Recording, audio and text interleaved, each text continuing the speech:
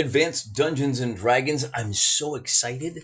In our last episode, we're out here on the Wolflands. If you don't know what that means, go watch the other episodes. I'm not going to waste 10 minutes at the start of every video going over the story to date. We're trying to reclaim a hex. That's all you need to know. We have caravans bringing additional settlers, soldiers, loot, materials.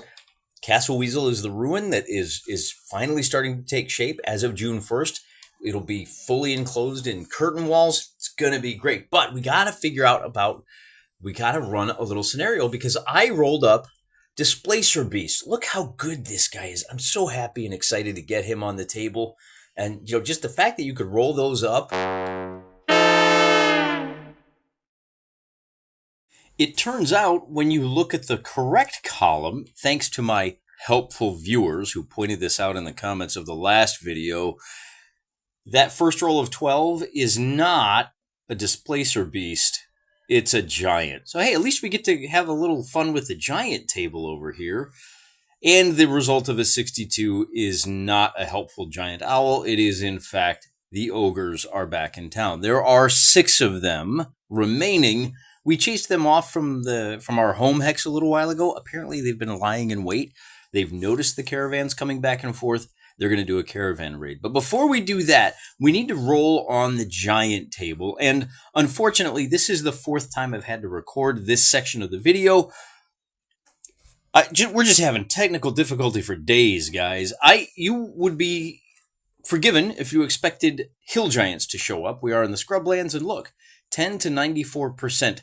I rolled a 9. Now, in theory, I could just film it and roll until I get an 8 or a 9 and go, oh, look, I got the frost giant. But unfortunately, I'm re-recording this at the end of the episode because, for whatever reason, that file didn't take. Boring technical stuff aside, let's take a look at what happens with your frost giants. And by the way, if I was going to cheat on this, I wouldn't go with the lawful evil or the chaotic evil frost giant. I would have accidentally rolled off screen something like a storm giant who would do me some good because maybe, I think those guys are lawful good, aren't they? Those are the ones that are most aligned with Roger Steiner and might actually be an ally. Maybe we could have paid him to help us with the ogres. As it is, we have a frost giant. So let's look at the monster manual. Frost giants are chaotic evil, so that's not going to do us any good. And there are D8 of them. So just one frost giant, that might not be too bad. He does have 10 hit dice. So one frost giant comes stomping through the hex. And we have to do, I thought I was going to do some miniature gaming today, but apparently not. The frost giant encounter happens before the ogre encounter. And before we get into this, I want to show you guys something. I just want to reassure you. This is my organization. I've got a couple of pages of the castle, and then, this map should probably actually go down in here. And then here's kind of my roster pages, and here's, I needed better 3-ring binder with some tabs because this is the record of notes from basically each episode and session, if you will. And then I have some more over here that has the actual timeline for what's happening. It's a hot mess. And I pointed out to you, not just to illustrate what an amateur outfit we are here, but that what fun you can have with this kind of amateur level thing. And if you guys are struggling when you do your solo wargaming or solo role-playing, keeping all of your papers organized, and it's just kind of a hot mess for you, you're not alone, okay? When you watch these channels, some of the other bigger channels, they got fancy graphics up here, and they everything is nice and neat, and they bring things up, and they have like production values, and then sometimes that can be a little daunting. Don't let it be, all right? You got a busy life. You got a family to take care of. You got a job that you got to get to. You got, friends and lots of stuff going on. So don't let this, if your stuff, as long as you're kind of keeping it together and you have enough notes to keep rolling, you're doing great. Just keep going, okay? You're doing fine. I'm the same as you, right? I'm just like you. Wait, he's just like me for real, for real. Anyway, so getting back to the frost giant. If he's walking through our 7 hexes, so he comes stomping through, and he's probably drawn to the side of the castle. Maybe he's headed north, If we take a look at our regional map down here, he may be going from somewhere down here, and he's stomping up through the Deadwood, which is, of course, scrubland, and maybe he's heading up into these mountains up here where it's a lot colder. I know that one of my buddies, a fellow by the name of Brian, is running a similar situation, and he's got a bunch of like mountain valleys dominated by elves. It's very cold up there. And I'm guessing that these mountains kind of block the Arctic wind, so we're a little more temperate. Be that as it may, he's heading through, so we can kind of assume that he's heading from north to south, which in our case means, oh, I'm wrong. So he's got to skirt along the lake, and he's coming up this way. And he comes up to the castle, and what happens next is entirely up to the DMG. Now, he is chaotic evil, which is unfortunate, but it is just the one. The other big question, and you guys probably have this right to hand, but I don't. I don't know that they ever say exactly how big a frost giant is. I know I think starting in second edition, they're very explicit about that. I know third edition, those other lesser editions, and I know this because I just did a search, 15 feet tall. All right. Well, if he's 15 feet tall, then that means there's a couple of things going on here. He's not going to want to approach the castle from this direction because the walls are all 20 feet high, and this is probably a good 8 to 10 feet, so it's way too much. He may want to come up to where our palisade is. Our palisade is only going to be, I think we said it's about 8 feet high with a little step up on the inside, and of course there's a ditch. So he may just come right up to the gate. And that's important. Remember that as this happens, we're still only halfway done with completion of this tower. So if we do fight a little battle, a little mini siege, if you will, we're only going to be able to fire with archers from this tower and maybe this tower, right? Firing over. But because this is all just stone, it's not going to do him any good. And I think that's probably what he would do is he's 15 feet tall. He could probably just jump right out of this ditch and then kick his way in, and it's not going to go well. That could very well be the end of the campaign. Although in a fight like this against a 10 hit die monster, we're going to have to call in the big boys. Sir Roger himself is going to get involved, as is his chief lieutenants and his captain. We're going to have to pull out all the stops to put this son of a gun down. Now, we might not have to. Might be getting a little ahead of ourselves. But this is one of the things I like to do is, if this frost giant is hostile, and I'm looking forward to a name, commenters, Marty, you're always so good at that, then figure out what he's going to do. Now, on the other hand, if he is friendly, he's probably going to come crash with us. He's 15 feet tall. Maybe we could, maybe we put him up here in the workrooms. We haven't built a stable yet, but maybe he just wants to get in out of the wind. Although he's a frost giant, so he's probably not too worried about that. Maybe shade. Maybe he wants to get in out of the hot sun, and we can offer him that. We can offer him a drink from St. John's Well. Because we are not running around out in the wilderness, we don't have to worry about encounter distance, but we do still have to worry about encounter reactions. We'll zoom in just a little bit tighter so you can see it. There we go. That's as good as she gets. High rolls are better for us because we don't want to make any enemies, particularly 15-foot tall enemies that can just wreck our stuff. Let me roll the dice first, and then we'll figure out where we're at. So 62, absent any other modifiers, is going to be uncertain, but generally going to be positive. 65. If we can bump that up by 10, he's going to be friendly. The good news for us is that Roger Steiner is there in person. He's got a charisma of 15. That turns our 62 into a 77.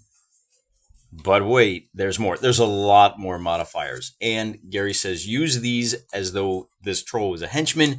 Most of these don't apply. All right, so we were at 77. Take a look here. Here's the problem. I don't know how some of these work. Alignment factor is if it's your liege. I think that's the way that works. But there's these steps where it says, hey, look, man, if you are lawful good, you're at plus 15.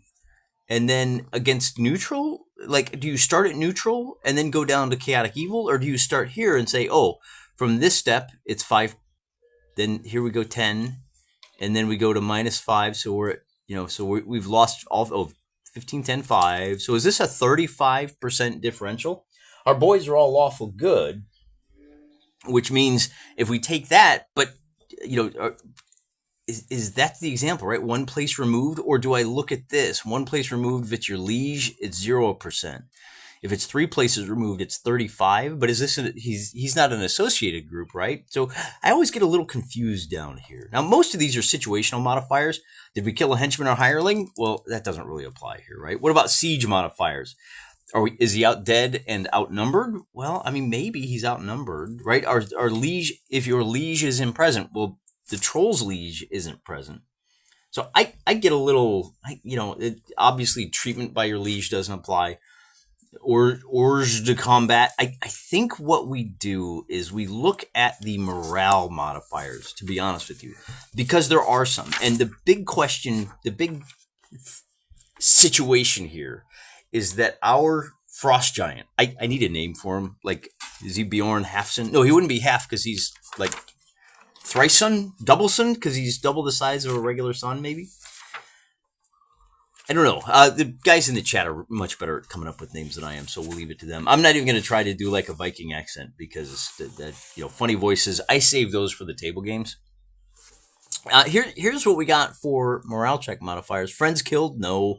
Each friend deserting, outnumbered and outclassed by 3 or more, plus 20%. So this is where I say, hey, because he's looking at a castle that is clearly they know what they're about their business. Lots of archers, lots of men on the ramparts. We are going to pull out all the stops to show him that this is going to be a tough nut to crack. Give him a little bit of disincentive. So looking at that chart over there, if we're at minus 35, we're at 77. That takes us up to 37. That means uncertain but prone towards negative. So he doesn't like us so much at all. But because we are, now, you could maybe bump that up to neutral, uninterested. So he's just going to walk on by. He was at 37. If we give ourselves plus 10, we're at 47. We can also make a second roll where we say, oh, well, it's 55% prone towards negative. If I roll more than 55, I get it to 88. He's like, yeah, you know what? This isn't worth the trouble. Make a note. Maybe if I'm passing by this way with all of my buddies, we can stop by, crack open the walls, squash them into jelly, and have a little long pig stew. But for now, Mr. Frost Giant is going to walk on by, which is fine because it gives us more time in our session. There's only so many hours in the day. There's so many days in the calendar. We need to talk about the ogres because about a week later, the ogres are going to show up. They've noticed they're somewhere still wandering around the vicinity. Now, we killed 4 of those, and I wrote this down wrong. I had giants on the brain, so I need to talk about this. This is meet the ogres. And forgive me, I can't remember what their names were. I'm not going to worry about it. So I'm going to put here, we'll just say, because this video is going live on, the 23rd, we're just going to say, there's the 15th is when we send the archers to start sending the archers to kill the frogs. So let's just call that April 20th, and then we'll just call this April 25th, okay? And that kind of catches us up through the end of April. And so this is one frost giant walks through our hex, and then he just keeps walking along. Thanks, man. A nice little combat roster set up here. See you later. I can't remember if I mentioned this before. I'm recording this over a couple of hours, so if I've already said this, forgive me. I didn't say this. We actually have 6 ogres. I went back and checked my roster. See, it says here, ogres to the east. There were originally 8. We'd slain 2, but then we drove them off, but then we had to bribe the other 6 to leave. So it's not going to be 4. It's going to be 6 ogres. Yikes. And I went ahead and just wrote down all the little things. And then I realized, hey, wait a second. If they're hitting one of the caravans as they come back to home, so they came from Konisberg over to the Deadwood, and that means they're going to be hitting them somewhere, it looks somewhere around here, right? Maybe it's in the plains, and I should have rolled on the plains. Maybe they're up here in the scrub. It doesn't really matter. They're still, a good half a day's journey away. The castle is too far to expect any kind of aid from the guys in there. Okay, because they're coming from town, if you will, they're going to have some replacements. So I've just said they've got 5 archers and 5 heavy foot available. And plus the 10 medium horse who always operate as the escort. If the ogres had hit the outbound caravan, then it would just be the 10 medium horse, but there wouldn't be nearly as many supplies, not as many people. The ogres are not interested in that. But I'm getting a little ahead of myself because remember, we treated with these guys and we handled them pretty good. Just because we encounter ogres doesn't mean there's going to be a combat. We can use the reaction And because we dealt honorably with them, because we smacked them around a little bit, and then rather than just straight up murdering them, because that would have been expensive, we paid them off. Let's see if once you pay the ogre geld, if you're never rid of the ogre. I'm going to make another check, but I'm going to ignore the alignment because we've already dealt with these guys before. We have some rapport, if you will. If this is a positive result, we're probably going to have to pay them a little more money. These guys are going to be shakedown artists, and I may just go ahead and spend a lot of money on a lot of troops to just go dig them up and roust them out for good. So, hoping for a high number here, we get a 16, and no, they are absolutely coming to get us. Hostile, immediate action. Okay, so we get to do a combat. This is not a bad thing. Because we are in the scrublands, we have to figure out how far away they are. 6d4, -1 per die on 3s and 4s. This obviously 1 and 2 counts as 1. We divide it in half. So 1, 2, 3, 4. So that's a 3. -1 becomes a 2. So they are at 40 feet. They are at 50, 60, 70, 80 feet. And then they are at 110. And that's really good for us. 120 feet. We want them to be that far away because they have a movement of 9 inches. So the encounter happens at 120 feet of, or I should say, yards, because we are outside, of course, and we have the horse boys have the speed factor. Also need to check for surprise for both ourselves and the ogres. Roll for the ogres first. They are not surprised, and our boys are also not surprised, so we just roll for straight initiative. The ogres get a 1, and we get a 6, which means we get to dictate the terms of the battle. I've got 10 horsemen. And they have spears that they can hurl. Now, you don't get double damage when you charge with a spear. So if we start at 120 feet, then what they can do is ride up, and let's take a look at how spears operate. We're going to borrow from the AD&D 0th edition, and we're going to have them use their move, shoot, and move. These are medium horsemen. These guys are essentially equivalent to your Rohirrim. And so the question I need to ask myself is, what is the range of a spear? Well, at long range, 30 feet. So we can ride 90 feet, hurl the spear, and then ride 90 feet back. So that's what we're going to do. So we're going to get 10 shots with our spear, and we're still going to be at 120 feet. Not only that, but our bowmen, these guys are the archers, so they have long bows. They're going to be at short, medium, 120. So we're just at the edge of 100 of medium range for those guys. So we're going to get 5 shots with our bowmen, and we're just dealing with the what was I trying to say here? I lost my train of thought. Let me roll for the bowmen first. So it couldn't have been too important. Now I did write this down. The bowmen are going to be hitting on 16s. So I got nothing. Then I'm going to roll for 10 horse riders. And those guys are actually doing a little bit better. They are going to be hitting on 16, right? Because they're just my hirelings. So on 16s, we'll call that a 9. We get a single hit for the first 5. This battle might not go so good for us. Out of all 15 shots, we're going to get 4 hits all together. And because we have 6 ogres, I'm just going to put down, I've got 22 hit points each. 1, 2, 3, 4, 5, 6. Now, when you use a spear at range against a large enemy, you're going to be rolling, the good news is you're rolling d8s for damage. So I got 5 hits. And I need to roll d6s. I'm going to roll a d6 5 times to figure out which one I hit. So it's going to go 4, 3, 4, 4. So good job. 1, 2, 3 here. And then I got 1 more and 3. So they're targeting these 2 guys in the middle. I love it. So the first guy is going to take 11 points of damage. He is hurting. And the second guy is going to take 1, 2. Oh, come on, guys. 8 points of damage, knocking him down to 8 minus 14. There we go. So we got 2 guys that are basically half dead. And we're going to bring our heavy foot up to the 4 now. And we got to check for movement rate on the ogres. Now, they can move 9 inches. So if they merely move up, if they charge, that's going to be a problem for us. But it's also going to be a problem for them because well, let's talk about what they're really trying to do here. they want to grab some loot. So our horses have peeled around and they're set up. If we map this out a little bit, it's probably going to look a little something like this. Forget my math up there. The ogres are coming in this direction. And remember, we have a wagon train down here with like 5 to 10 beasts of burden. And since this is a hit and run, what we're going to do, so there's 5 of those. So I got 6 ogres. This is going to look like a football diagram. That's fine. And we're going to send our horses right up and then they peel away. We'll send 5 to either side. So they're ready to charge into the melee. So I've only now got 1, 2, 3, 4, 5 spearmen. I probably should have had 10 to be honest with you. And then I've got 5 archers back here.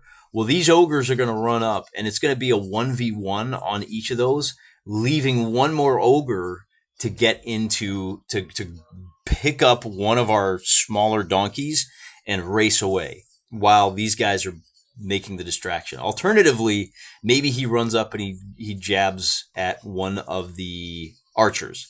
The horsemen have fired their volley and now they're circling around for a second charge. So these guys in the second turn, if they can just last that one turn, then the horses are going to get involved and we may be able to wipe these guys out. Morale is going to be an issue on both sides of this fight. The ogres now get to attack. And I'm just going to roll 1 attack for each of these 5 guys, and then we'll roll to see what this last guy does. The ogres, unfortunately, are going to be hitting on 10s. So we roll, and we get 3 hits, and then that last guy, I'm going to roll a d6 to find out which of our spearmen he hits, or this guy here. So for a 2, he's going to be attacking a spearman. So we roll 1 more time, and there's obviously another hit. Ogres do d10 damage. Remember, our boys only have 4 hit points apiece. It's 2 to 7. I'm just taking the middle. I just use the average hit points for everybody. That's why I've got 2 hit points for the ogres. 22 hit points, I should say. My horsemen only have, what do I have here? Oh, I didn't even write it down. They're 2 to 7, right? The horsemen have... they have a higher AC, so that's why it's 10, because everybody's in chainmail that's being attacked right now. The archers have a leather armor, so they get hit a little bit lighter.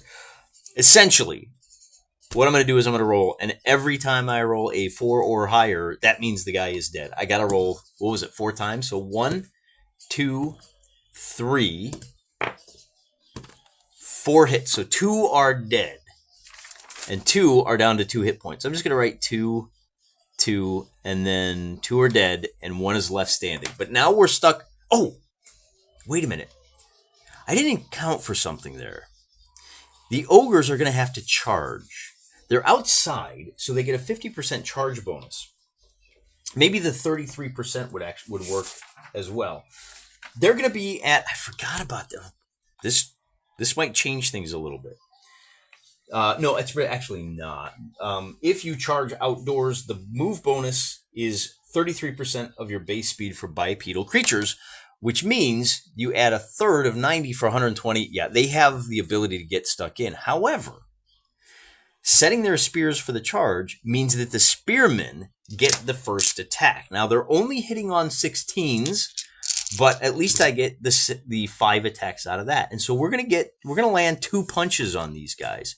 Again, I'll roll to see. I get a 4 and a 3. Oh man, we are really hitting those guys hard. And because the spears are set, they do not just the D8 damage, they do double that. So I'm landing another punch on each of these guys in the middle. And if we roll well, so a 1, that does twice the damage, is going to be 9. Okay, well, I guess it wasn't meant to be. But we'll take it. And 4, oh great, for the double damage. For 10 down here, oh, we could have used that. If we could have killed these 2 guys, we would be well on our way to some morale checks. If wishes were butts were candy, what is it? If ifs and buts were candy and nuts, every day would be Easter. Happy Easter, by the way. I know it's a week old. It's okay. It's the season of Easter. It's not just today. We celebrate for a good long while. That's the end of that round. Now we have to roll for initiative again. And we get a 3 for the ogres. We get a 1 for us. And that's bad news for our boys. So the ogres are going to step up. Well, we got here. So we're down to 2 guys. All right, so the spears didn't kill anybody. So, and the ogres were at +2. So I might have missed 1 or 2 hits in there. Whoopsie. I've only got 3 spearmen left standing. So the other 3 ogres are going to wind up charging into, I guess, the second rank, or do they go after the? Do they go after maybe? Do we go after the loot? Do we go for some loot and scoot? That's what we're gonna do. But the archers are in the way, so these archers are also in trouble. We've got 3 over here, and these 3 archers are also gonna take a beating. So rolling against the spearmen in the front, hitting on 16s, one of those guys, and we'll roll to see. It's number 2, so he's only got 2 hit points left. So anything but a 1, and yeah, we lose 1 more spearman, meaning that we lose our bonus, and we're going to have to recruit some more guys. Our reinforcements are going to take a little bit longer than I had hoped. The archers, of course, are going to be hit on not just a, what did I say it was, like a 10? I think they're going to be hit on an 8, maybe even a 7, but that's a miss. So 2 archers take D10 damage. And it doesn't really matter which one. So one of them takes 9, and one of them takes 1. All right, cool. So this guy is down to 3 hit points, and this guy is dead. But now we get the counter punch. I've got 3 spearmen, and we'll just call this our spear melee, just to keep it simple, okay? 1, 2, 3. I'm going to roll 1 is a miss, 2 is a miss, 3 is also a miss. Now I've got my big boys. I'm going to roll 5 against these 3. The light horse come charging home. I get 5 attacks against these 3 guys. And this time, because they're charging, they're at +2. Because the guys they're charging are already engaged in melee, it's not quite a flank bonus, but the weapon length doesn't apply. If you're charging, weapon length applies. They already threw their spears, so they're charging in with their swords, and that means we're going to land a total of 3 hits against these 3 ogres. And I'll roll 1, 2, 3, 4, 5, 6, and it's going to go against 1, 3. So each one is going to take a hit, 4, and I've got the sword is at 2d7 damage. So same rules apply. Oh, 2d7. It's d6 plus 1. So I think we hit each of them once. So this guy is going to be knocked down to 16 points of damage. The other unhurt guy is going to be knocked down to 14 points of damage. And come on, actually it doesn't matter. We can't kill him. He's going to go down to 7. And we're he's really taking a beating. Now we've got these 3 guys are also going to take 5 hits. We're looking for big money, no whammies with a +2. I think we said those guys hit on a 16. I'm going to land 2 hits. I hope they're both, I got to roll a 1 or a 2. So the first one, I did. Both of those hits are going to kill this guy. Oh! We're going to hit him. So that's 6 and 5. So we've killed the first ogre. And now that we are at the end of the turn, we're going to check morale. I probably should have checked morale at the beginning of the first turn. Sorry about that. We're good, actually. I had only lost 3 guys. 4 is the trigger point for our morale check. Base morale is 50%. Long story short, I got to roll for each individual in the combat. That's total of 25 rolls. Not going to do it on camera. Trust me. Problem is, I'm at +35. There is a 4-1. We have lost 1, 2, 3, 4 of our boys. They've only lost 1 ogre. That means we're at +30 on the die roll. We've lost a quarter of our troops. Maybe, you know what, I'm going to call it +30 because I'm going to count the horses as combatants. They actually, I kind of forgot about that. On the second round, horses can make 3 attacks. So they're going to start getting stuck in, and that might go better for us. But for right now, my guys only stick around 1 out of 5 times. Or, you know what I could do? I could just use D20s. So because this is a 20% chance, on a 1 through 4, these spearmen will stick around. So they both run. And then I roll 3 times for the archers. Oh, no, I have 4 of those guys left. So again, 1 through 4, they'll stick around. And all my archers run away. So I've got 6 deserters on my side, which is going to make things fall apart quickly in the next round if we don't get lucky. Then I have 10 guys on horses who are also in this situation, looking for 1s through 4s. So one of my guys will stick around, and then 2 of my horsemen are going to stick around. So that means I've got 14 deserters. I'm down to just 2 horsemen. Oh, this isn't looking good. The good news is I get to roll for the ogres. And the ogres are going to be at a total of plus 10, as I said. So they have a 50-60%. So basically anything above a 12, they run away. And there are 5 of them. Oh, except there's one different one. So there's 4 of them that we're looking for better than 12. So one of them runs away. So on their side, it's 1 deserter. And the reason I mentioned this special guy, see this guy here who's really taken a beating? He's down to 7 hit points. He has an additional modifier. If you are at half hit points or more, oh, I should explain the 10. They're at plus 30 because of the kill death ratio, but because during this round of combat we outnumber them 3-1, that's a plus 20 to the roll. So that's why they're only at minus 10. For those of you that are keeping score at home. As I said, this last guy is going to be at plus 5, so I need to roll percentile dice because he's not at minus 10. He's at minus 15 on the roll. So if I roll a 32, so I'm looking for 15, he actually succeeds on that one. Okay. So only one of those ogres rolled away, but now I'm down to just 2 horsemen willing to fight for the one. And the other problem is that each of these guys that runs away, I get 5 free hits. Oh, there's 4 of them left. So 4 free hits. And the ogres are going to be hitting on 11s. So 2 guys get hit. And I've got 20, so 1 through 6. And then the rest are horsemen. So we hit 1 horseman. And then we hit a second horseman for D10 damage. So if I get a 4 or higher, I lose a horseman. So 1 horseman goes down and a second horseman goes down. So 2 horsemen die. And we just have 2 horsemen left to roll for initiative. And the ogres get a 2, our horsemen get to attack. And as I said, we're going to land 1 shot on, well, there's only 4 left. So let's roll to see which one it is. One of these guys bolted. So we got 1 dead and 1 ran. And now I've got 4. So 1, 2. That's the one that takes the hit for another D6 plus 1 damage.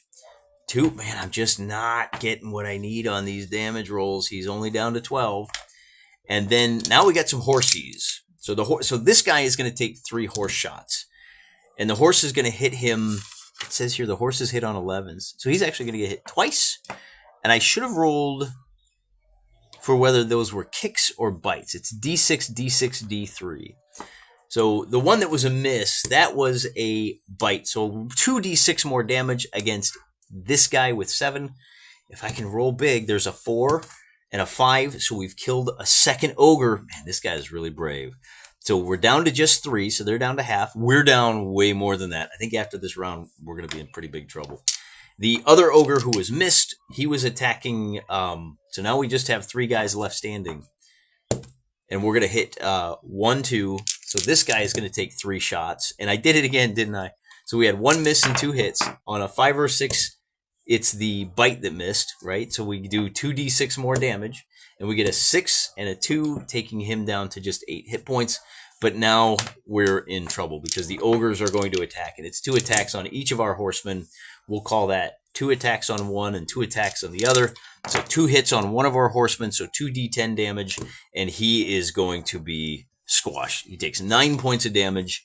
So 2 horsemen are dead. That's 3 horsemen die, 3 horse dead, and there's just 1 guy left. And is he going to stick around? And on a 60, he's not. Now, what about the ogres? Like, they might bail out as well because they're half dead. So all of the humans have run away. What about the ogres? Because they're at 50%, now they've got huge bonuses because of how many of their enemies have run away. Each enemy deserting is plus 5. So let me run some numbers. Yeah, they're at minus 85, so they're fine. There's no way with the minus 85 that they can roll over the trigger point for running away. They killed 7 and chased off 13. Which means they're at a total of minus 115, even with the half dead, plus 35, plus 15, because a couple of their guys died. Oh, it's actually plus 25, isn't it? 2 dead, 1 run off.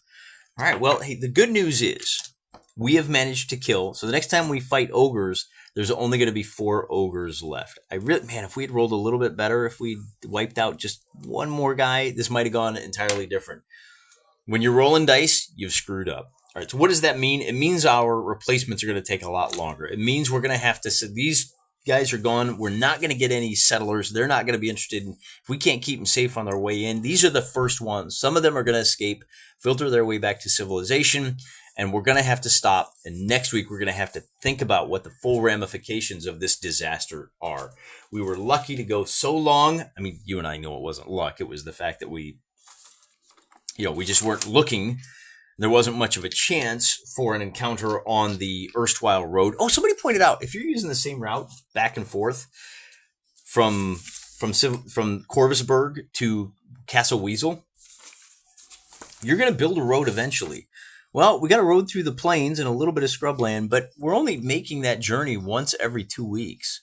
I don't know that that's enough time to build up a road. Like, we're going to have to invest in one of those to increase our speed and make things a little safer. But we'll worry about the mechanics for that later. For now, we need to tally the dead. Some of these survivors will make it back to Castle Weasel and say, look, there were just too many of them, man. If you really want to keep your caravan safe, you have to invest a lot more heavily. You're going to have to spend some big bucks. I think we're going to have to spend into the negative here if we want to be able to get guys in so they can get their crops planted before June 1st. Like, it's not going to happen. Obviously, we're getting late in the season, so they may get one crop in. It's going to be expensive. We're going to have to worry about shipping goods through the wintertime, which is probably going to be a little harder. So a lot of interesting things potentially happening here, but ultimately we're not going to get any reinforcements. This may actually slow down the removal of the frogs from Watery Tart Pond as well. Things to think about. Probably do that off camera. And then, as usual, I'll see you back here next Saturday. Good Lord willing, and the honeydew list don't rise. Till next time, I'm praying for you.